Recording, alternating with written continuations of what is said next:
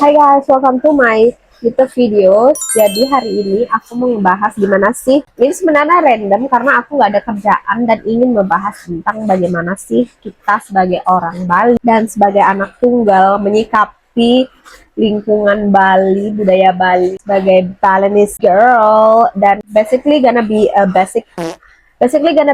Balinese woman karena nanti kita akan menghadapi dunia yang the truth dunia dimana kita akan belajar banyak hal tentang berinteraksi dengan orang yang banyak, dengan orang tua, dengan masyarakat sekitar. Oke, jadi gimana sih rasanya menjadi anak tunggal Bali? Sebenarnya itu balik ke background keluarga kalian, gimana orang tua kalian menyikapi hal itu, dan syukurnya aku berada di lingkungan yang orang tua aku basically like very supportive, kayak you have to work, you have to like maybe become better, like walaupun kamu perempuan tapi kamu harus punya sifat seperti laki-laki gitu, jangan mau mengalah, jangan mau kalah dengan laki-laki. Padahal bapakku sendiri laki-laki loh, dan dia sangat mensupport aku, jangan mau kalah dengan laki-laki, you know, kayak no, you have to have a power of yourself,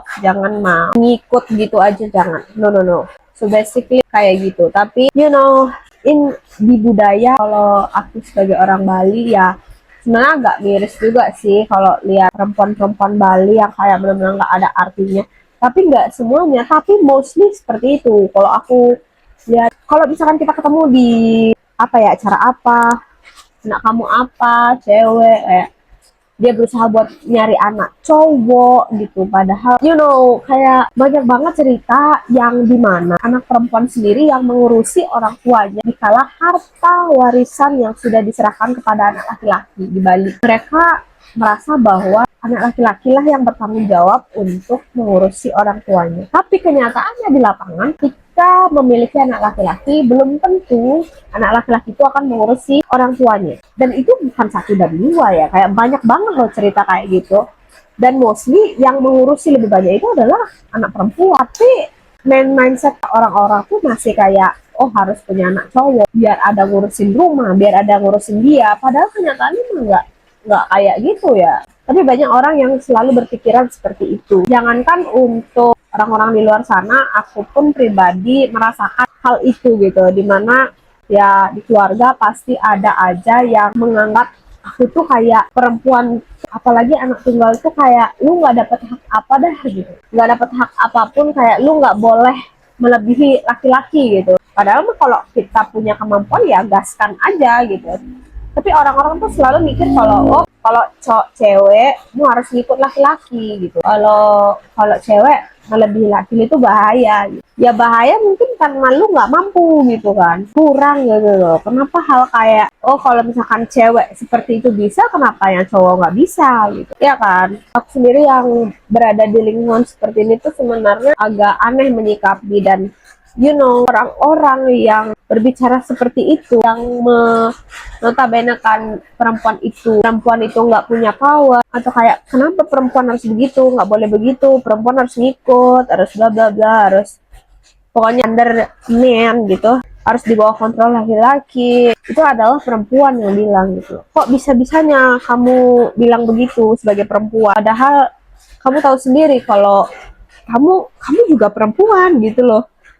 Tapi kenapa kamu berbicara seperti itu gitu? Bagaimana, di mana letak kesadaran kamu? Kamu juga perempuan, bagaimana rasanya gitu? Kenapa kamu ada perasaan seperti itu, ingin menjatuhkan? Dan banyak sekali kayak gitu. Dia terlalu mengagung-agungkan anak laki-laki, seolah-olah kita sebagai anak perempuan tuh keji gitu. Padahal nantinya pun kita yang akan mengurus mereka. Dan itu emang benar. Anak cowok itu, kebanyakan anak cowok nggak mau ngurus orang tuanya. That's the truth. Karena walaupun nggak semua ya, tapi mostly anak perempuan itu berperasaan dan perhatian kepada orang tuanya. Tapi banyak sekali orang yang salah menafsirkan dan menganggap anak perempuan tuh kayak nggak ada artinya gitu. Jadi sebenarnya untuk jadi anak perempuan tunggal di Bali itu adalah sesuatu hal yang dibilang berat, tapi lebih berat kalau kita nggak punya pekerjaan gitu. Jadi kalau kamu anak tunggal Bali juga,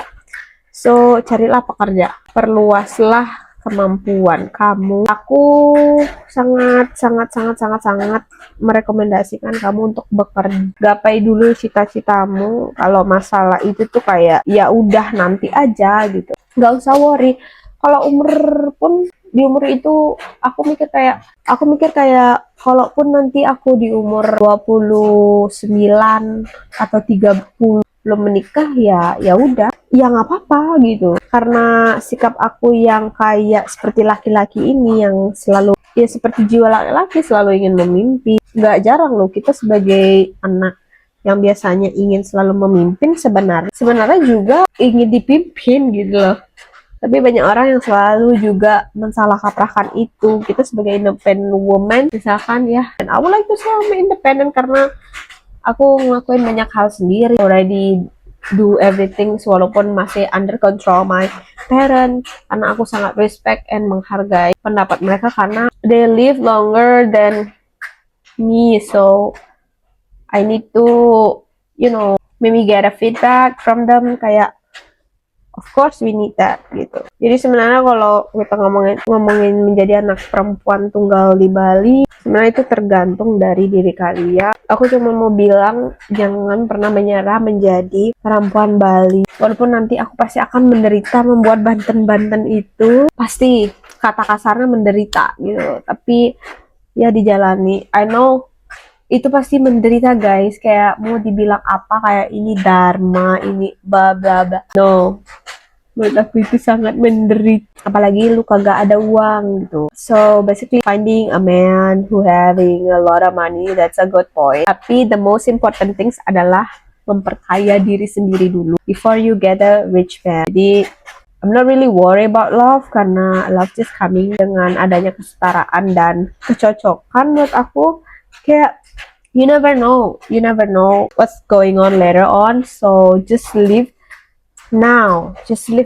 So anggaplah hari ini adalah menentukan dirimu nanti. So do the best today, don't worry about futures, do the best today. Okay, see you.